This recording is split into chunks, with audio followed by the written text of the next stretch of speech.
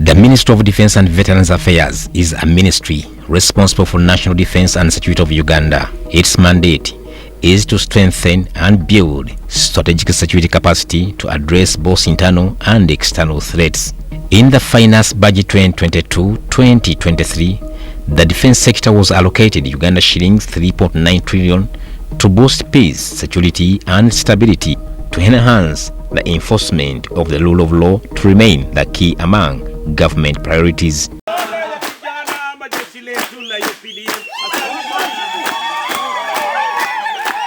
2022 defense sector encountered a number of challenges, including the bomb attack in Kampala by ADF terrorists and numerous rebel activities within the country. We have done what is necessary to keep law and peace in this country. But it's also important that the citizens need to be doing their part because of foundation security.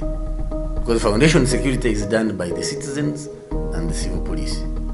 The joint security agencies investigated suspected rebel activities after the anti-government leaflets were circulated in several areas of Mityana and Kiboga district in the month of July 2022. Suspects were arrested and arraigned in the courts of law waiting for trials. Existence of local councils is indeed intended to help security agencies to maintain law and order in the country.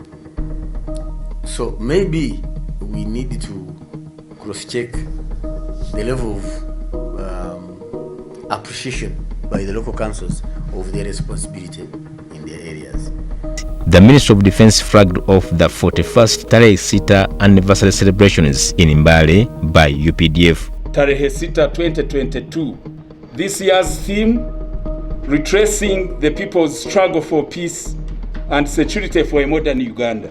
Tarehe Sita civil military engineering works embarked on construction of 2 classroom blocks at Imoni Primary School, construction of outpatient waiting shed at Namakwekwe, and unveiled more oxygen plants at Mbale Hospital. The Commander-in-Chief of the Armed Forces, General Yoweri Kaguta Museveni, commissioned the first National Defence College in Uganda at Naminya, Njeru Town Council in Bikwe District. People wasting money going out for these courses outside. Why don't you do it here? And as General Mbadu was saying, it took some time, but I congratulate you. Now you have taken off. The college is meant to save a lot of money that the force has been injecting into facilitating training of its officers abroad in countries like South Africa, Kenya, Tanzania, Egypt, USA, and UK. 28th of January 2022, we are very happy to witness the commissioning of the college, whose motto is leadership with knowledge.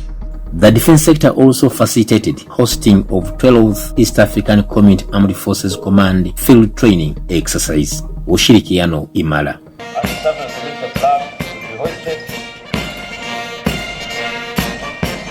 The objective was to promote the East African Community Integration Agenda by enhancing joint state of readiness of East African Community. It is purposed to practice the East African Community Partner States Armed Forces, civilians and other key holders and other key stakeholders in planning and conducting operations in an integrated manner.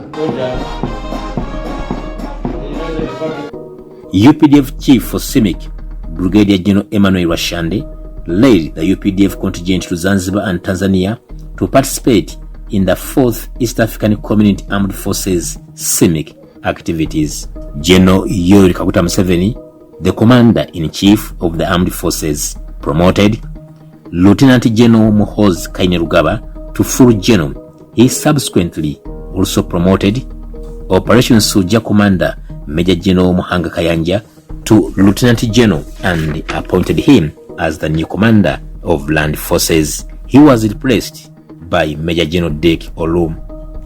The President also promoted Major General Sam Okiding to the rank of Lieutenant General and deployed him as Force Commander, Africa Transition Mission in Somalia. Despite these promotions, the force lost one of its historical general, Eritumine, who had been battling with lung cancer for some time but lost the battle of it at Aga Khan Hospital in Nairobi, Kenya.